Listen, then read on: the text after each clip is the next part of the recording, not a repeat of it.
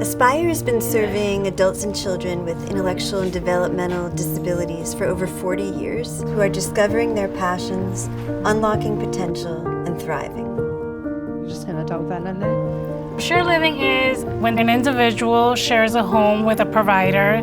They are able to be more independent, share their potential, and explore their passion.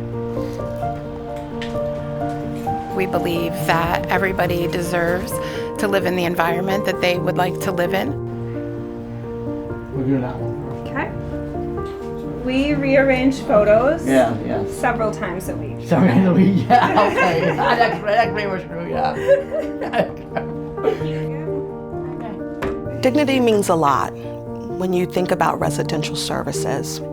It's their home that they live in, right? They deserve to have choices and respecting them. All right, you ready? These are the hard ones.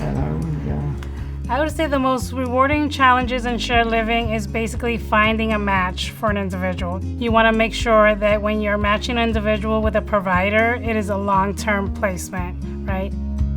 A lot of the things that we do relate to residential placements too, which obviously is a much fuller scope of somebody's life. It's not just their community involvement, it's their home life too. So it's a really supportive environment. Really, the goal is ultimately to make them as independent as they possibly can.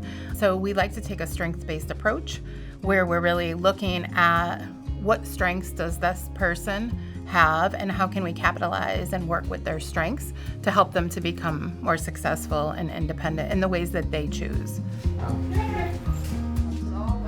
Okay, fine, okay. Sometimes with one provider, sometimes with two providers. So it might be a single person, it might be two married people. It's very person-centered. The provider takes a lot of time to get to know the individual. They get to know their likes, their wants, their needs. Some of them go on vacations with their providers. They're celebrating holidays with them. They're going to family events, family celebrations, things like that. And they really do become just like family.